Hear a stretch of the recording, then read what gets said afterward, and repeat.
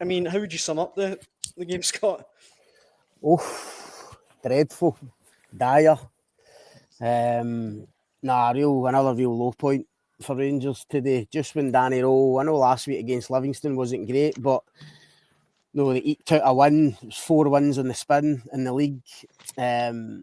Incredibly, they'd managed to kind of climb the table and almost get themselves into a position where you thought, God, could they actually go and challenge for the title again and get involved at the top of the table.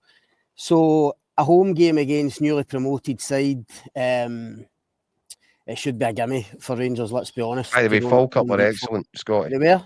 No, they were. And it's dead easy for us always in a situation like this to say how bad Rangers were, or if it's the shoes on the other foot and it's Celtic. But I think everybody's got to give a bit of credit to Falkirk for the way they set up. And by the way, when he comes off after it, John McGlynn saying he's slightly disappointed. He's not despondent, obviously, because of the result, but he was disappointed with the way that they gave the ball away too often, ball retention. Yep. He wanted to be a lot better than that, but they were well worth the result and the point. I actually said that to John McGlynn afterwards, Jacko.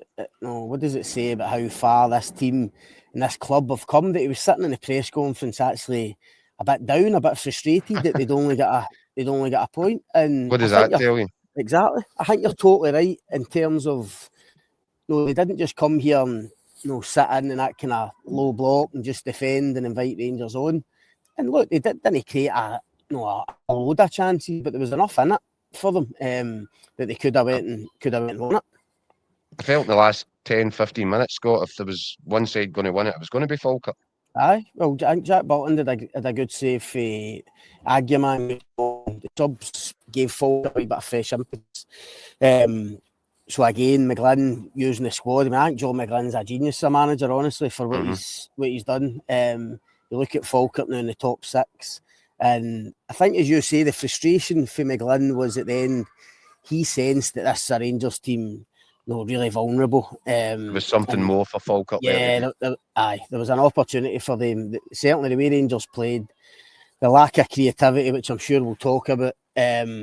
So there was a chance there for Falkirk. I think if Falkirk had scored one, they'd have probably won the game. Yeah. Rangers could have played all night and no scored. So, as ridiculous as it sounds, I'm coming on here saying an opportunity missed for Rangers, but you could argue it was an opportunity missed for Falkirk to get all 3 points.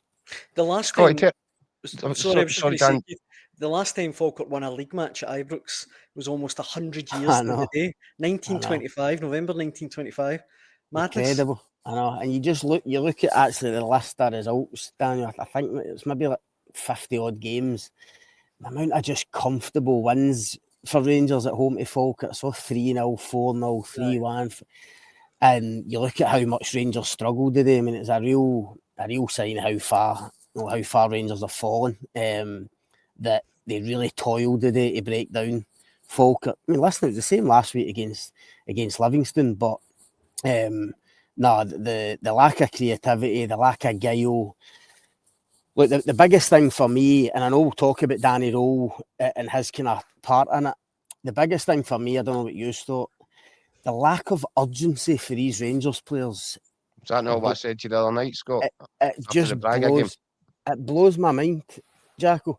You put yourself in the position of these players. Bear in mind, the start they've had to the season has been absolutely disastrous. They've been completely written off and been out of the title race, not even challenging at the top. And they put a few wins together, not playing brilliantly, but put a few wins together. And because obviously Hearts and Celtic dropping points, suddenly there's a wee window of opportunity for them. And you think as players, you would think, woof, what a chance for us. You need to go and grasp this, but we could actually get back involved in this again, despite the horror show that's been the start of the season. And then you watch them today in a game where they're expected to win. They should have better players than Falkirk. They're at home. And they can't be bothered running to pick a doing ball, the basics. a throw in. Yeah. And the crowd are on their back. It's 0-0. There's 20 minutes to go. And there's players walking back and walking over to take throw-ins. Honestly, I mean, as I say, the lack of urgency and intensity and tempo and pace, that to me is just a mentality thing. So many of these players, it probably doesn't even occur to a lot of these players that there's a chance to go and compete for a title, and that's that's what Rangers are about. That's what they're supposed to be here for. They've got so used to just being run of the mill, no really competing for honours. I watch guys like Asgard and Antman, guys that are signed for $7.5 million combined. Those two, Asgard and Antman, they offering absolutely nothing to Rangers going forward. It's incredible. I think they're becoming an embarrassment to the jersey, Scott. I think that Rangers fans won't sit back and watch a team that are doing no more than going through the motions. And a couple of things. First of all, in terms of that I would have to say now that having watched this side over a period of months, this is as poor a Rangers side I can remember in a top flight. Granted, there was the period down the leagues. But in terms of a team operating in the top tier of Scottish football, this is the worst Rangers side I can remember since the early 80s under John Gregg. That's how bad they are. And back then, by the way, Rangers still had players like Bobby Russell and Davy Cooper and Jim Bett, guys that would probably steamroller this team. I think it reflects horribly on the sporting director who has left. The manager who lasted a couple of months, the guys in charge at the top of the tree that are making these big calls, they need to get the next ones right. And I wonder as well, let's not forget that Danny Rohl was appointed while Kevin Thelwell was still in there making the calls, right? Yep. I think that's a worry. I heard his name getting chanted in the final whistle, Scott. Was that by the Falkirk fans who were having a laugh, or was that by the Rangers supporters? No, I think that was the Falkirk fans.